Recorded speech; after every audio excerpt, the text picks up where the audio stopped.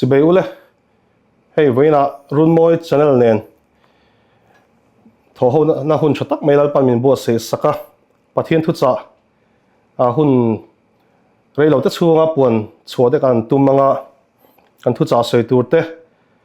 ulu taka mi ngai thla sak turin ka han in som masa ni sela voin hianin kan soi tur te hi thui tak soi ngai ka hrelowa ma se kan thu soi te hi a fia thokhat chu kan du to mai tura ngai la a thange pathian thu thianim kan lo chiaranga chumin hnuwa kan thu soi tura te kan lu chho zuianga a thamei ome pathian thu thianim lo chiarang chansin thalu ka ziak bungkua chang somni pathuma tangin somni pasari thlangi kan chiar tlang thalo donga tinama vekin mi zong zong hne na tu point mi zui adu chuan mani hriam poi salovini tina cross point mi zui ro se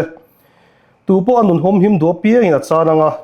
tu po ke ma wa nun chana pia in chu mi nge chu na hum himang mi khowele pumin nei sela in tiborali na mo in ti chasi sela hata nge so tang tu po ke ma le ka thu za pia pia mishing fapa hian amaro puina nen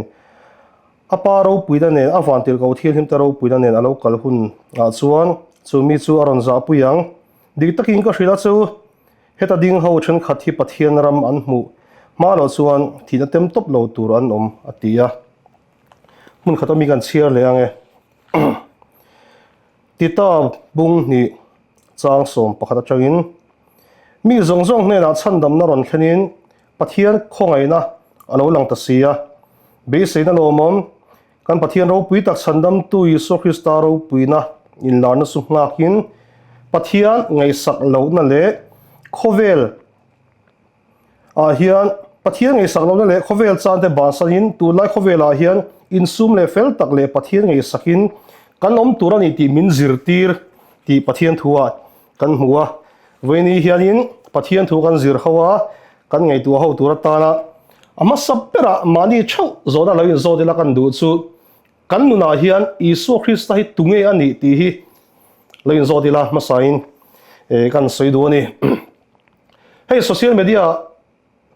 kan mong na sa ke bangi poi ka khoi sa ve me Instagram ate video toy te en hi kan chinga chu da chuin video pakhat ka hmu chu social experiment hin tia hey RUNMAWI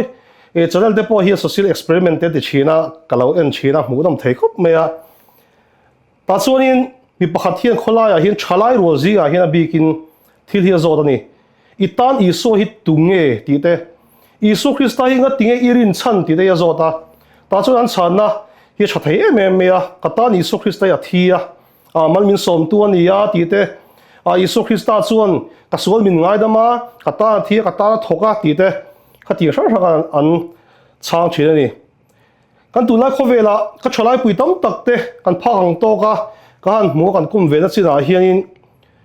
makati em chin chu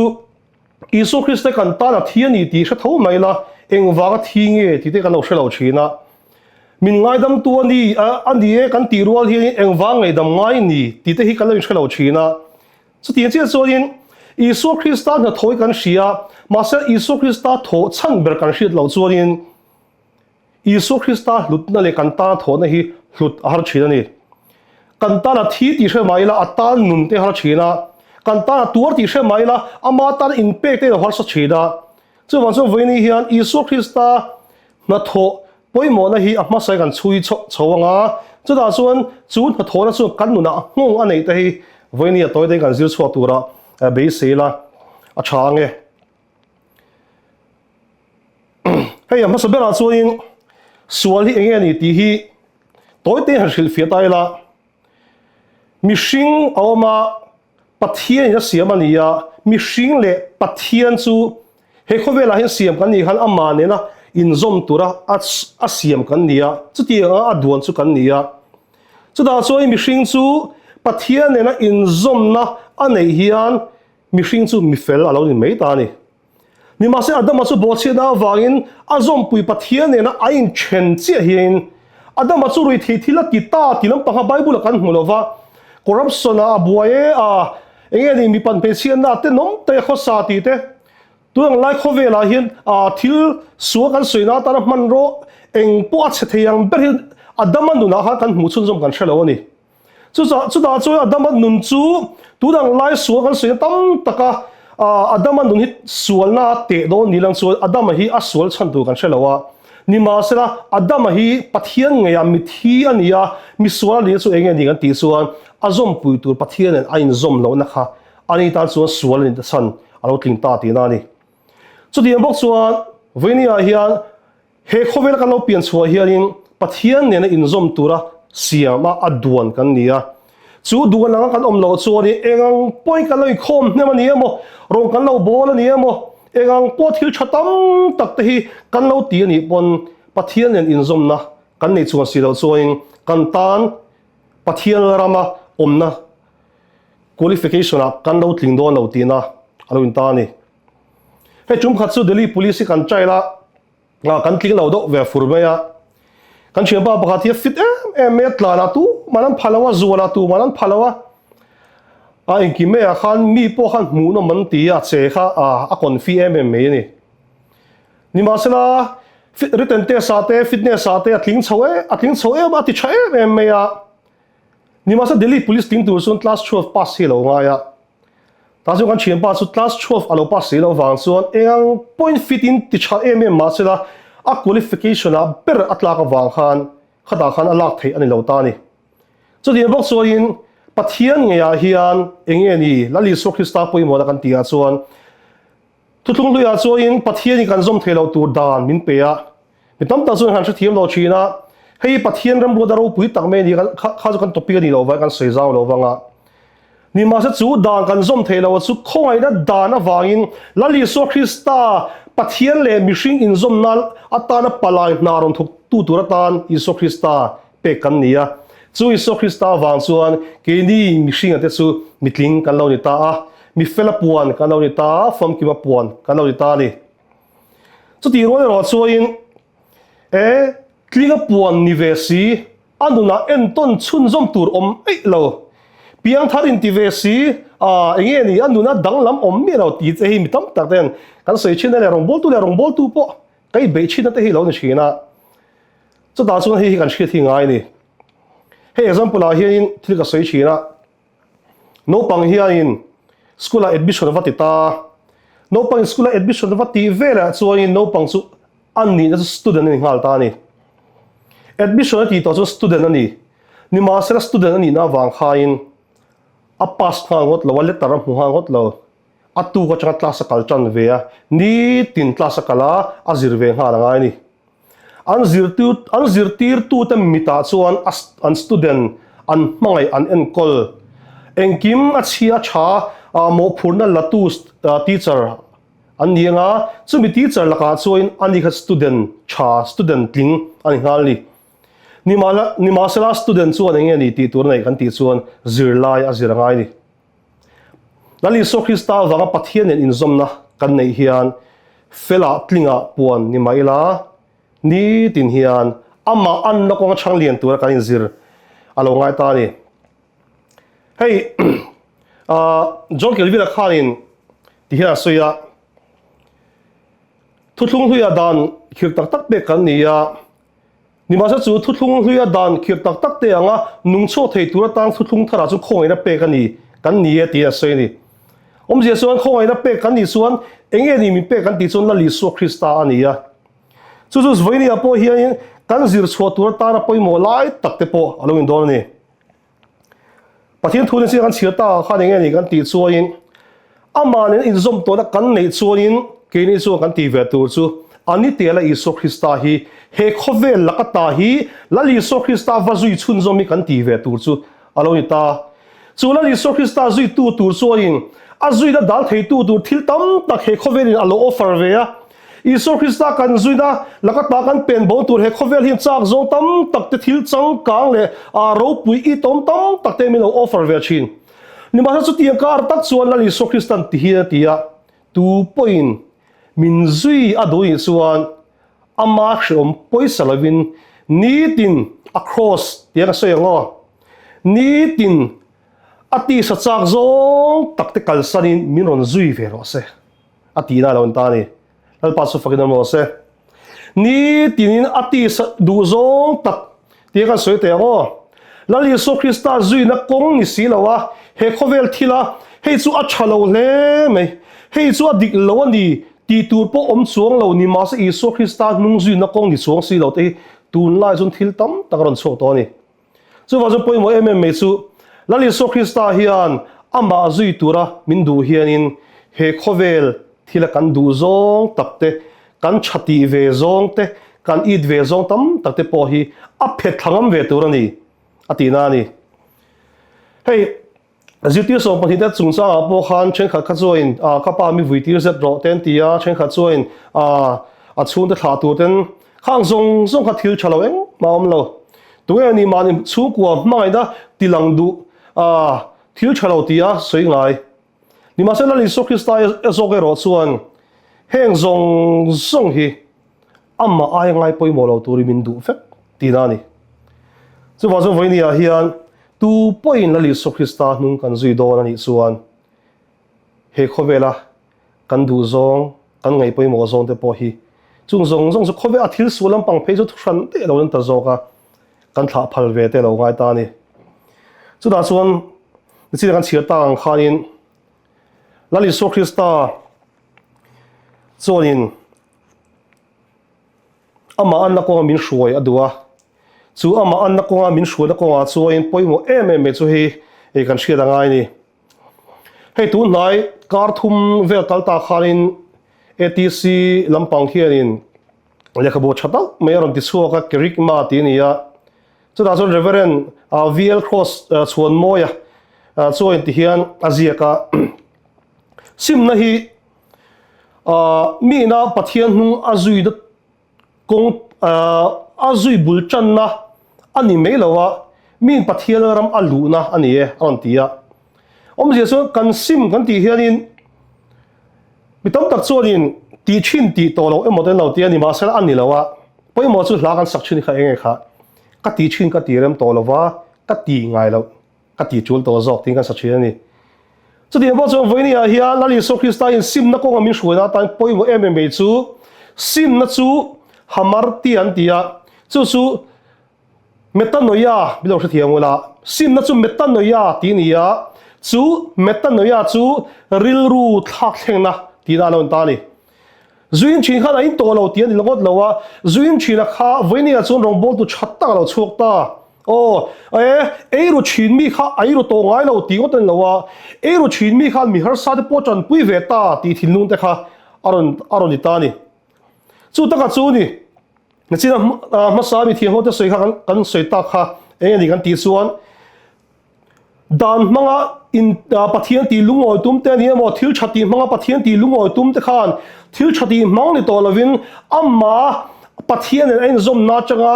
pathian zog ya thilung a tu tharna zoga changa thil tha ti tu zog kan lo ni ya karen kan khoi chuain thil dang kan feel ngai lowa karen kan khoi chu karen ni min man china vur kan khoi chuain vote kan khoi china tuilum kan zen chuain alum kan khoi chin chu di bok chuain pathian en kan in zom chuan pathian ta thil chatam takha kan na hian automatically tin siam tharzel kaloni ta chu la li so Krista an na ko kan chanlen ta chu aloni ta tinani voini hianin mitam takten apologetic chungcha nga de pon pathian om te an ring lo thina voini ka soitum hi pathian om rin chan om zia tilang tu ta fia zo em ka shelawa ni ma se ka thin lunga hin chiang me chu mani nun siam tha thei to thod lo te rui lo boya ta ga mani le mani in siam tha zo thod lo te lali so Krista zo aron thak theng mel kan huchin te heng hian lal pa om zia le a tho hi ati sian chini ka hriani philosopher ro pui tak pakhat Barradasela chuan ti hian soya nakila chuan pathian kala chhuah chala nga tia he khovela hianin a om zia tilang chiang tu tur pakhat ma evidence thamin pelawe atia a thilung kha chu pathian laka apang chang ngam ve na po alo ni mai the kha chu thuran lo ni sela ta chuin ani chuan philosopher ro pui tak ta kho chuan thil khoi thei ngei te hi thil atak tak ani na tilang tu ta na chae ti te emo mu thei ngei te a kan sense thei te hi thil tak tak ani e ti nan thlia china he khovel thim na chang chu in he khovel thim na chang chu in pathian chu thil sang sang zon an tuma mani ngei da chai mani thli da sang sang chai pathian hi mitam tak ten zon chu an tum china ni ma se an zong chu zo lo fo chin chu ti ro chu in tu da kan soi tum hi pathian om zia ti che tu ta tlak berem ka shalawa ni ma se ka thin lu ai ro chu in ta siam tu in panun pu ya se no ha ka thin lu an nung a tiang do kha in mitam tak mani nun in siam thazo to lo mani nun me po lo chung kwa po sim thazo to lo mani nun chong kai da po nei zo to lo le khotla le ko khada po hlu ve lo ni in ngai ten pathian ya ti dang lam zel a changa an mani nun a pathian ro pui zia ron lang ta chin chu ngai chu van poina mi pakhat sual sim chunga van an lom kan tiang chi khain van poina a lo lom pui hiya khapa mi pakhat dang lam na ron thleng chin mi pakhat ril ru thla thleng ron thleng chin hi ke chuan lalparo pui zi ti chiang tu hi kapom ngam tlat maya chu van chung veini hian kan nuna hian iso krista hi tunge ti hi lein zot tlang te u lal iso krista hi kan tan athi hi kan tan chan dam na miron thosak ani me lawa kan tharau dam na pilam pangba ka kan ril ru zoi min thak thleng thina ni galatia chuin tharau ra te kan hmuwa tia soi teng tun mari nom ngai lo te pian thar tira polari nom lo zo chin te kum nga nuwa an ri nom ta em mei te pian thar versi mangai na nei lo te ni emo pian thar versi ri nom thei lo te ni emo pian thar versi nun lim thei mi lo te ni emo thu noi rol na po nei lo re te an nun an kal ve zela ni tin ani telin la Jesu Krista an zui ve zel na chuan tu ma pian thar nuna enton tur om lo chin kha kum thum nuwa te dang lam lo ve ta kum lin nuwa te kum nga nuwa te dang lam lo ve zel ta chan nam na hi pian thar na hi voile khata thleng thei om rolin poimo chu kan nuna hian pathina ramero chu zoi in siam rema chu ta la ram chu lua zel tura van nun chu he khovela lo tem zel tur hi kan ni ti hi in che tharila change a to be na tan chuan he kan soi kan du tok do ania tu thung thuwa huna chuanin Israel father pathianin an saltan na lakata hroi choka chu an saltan na lakata hroi chho chuin an hroi choka sal ani to lo mai ani lova hroi lu na tur kanan ramanei ti hi kan soi fo thin ang khain chu a hroi lu na kanan ram chung an lu nge na po chuin khoi zu le tu ta tui an va chen ngal an ngot lova poimo chu ral an be china chu ral an be chin nai ro chuin lal pana tho pui zela an nei zela chu ti ro chuin chen khat lo hle bu te chen khat ralak sum lo chebrel ru te no ma chu ti ho ai ro chuin lal pan an tho turang a thok lo china ni chu ti bo chu voini a hian kan nu na hian in ani te la kanan ram kan du zel la hian in ti thiang him zel tur te le pathian ta nun hlan zel tur te in kain som tak me wania chumi a so la Jesu Kristan ani turang te a tho turang te alo thok thei china nga poimo ta chu ti he kan soyenge lum kan dia kan than te tla mani le mani kai ti dai theilawa ni ma se fen noe kan chut chuanin atira kan ba chut ve le dai nga lo mai lai mi som panga som ni nuwa chuan kan dai tial chinang khanin voini a hela Jesu Krista kan len dun puya akia kadom hnem chuain ama kan pol hnem chuain ama an nako kan au thang lian zelang so ti che chu kanan ram kan lu na po hian ho ama nen engkim lo thleng ro se ama nen engkim I lo tiangu ama nen engkim I lo beila I lo ma chon chirangu chumi a chuain ama nen kan ti chuan tungani chian in kom lei to tak mi zia poi chi ngai lo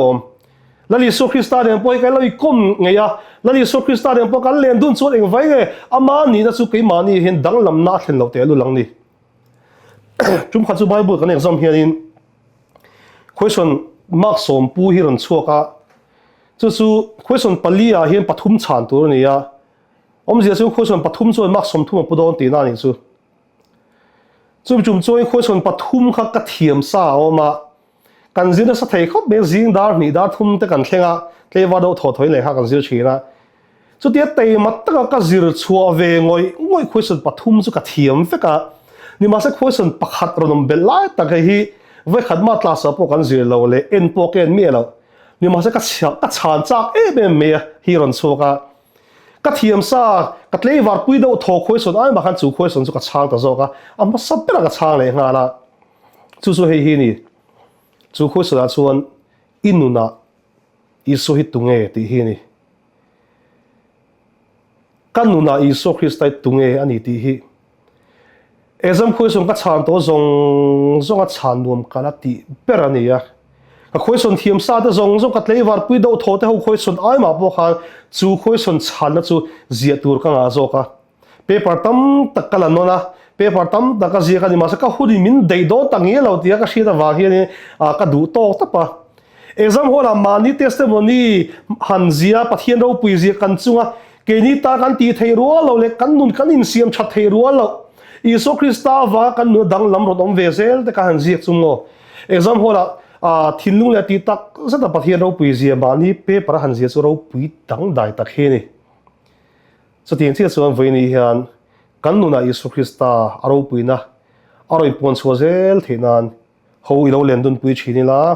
inzir zel tu kan ni na ta min chandam ania chu inzir zel tu chin mi chuan zirtir tu ngil nei per a hun lai po ama zui tu ten zirtir tu tiang kau chen isu krista hi voini thleng po kan zirtir tu lo ni zero se athu kan setel pon kan za ta mal mi som sakro se amen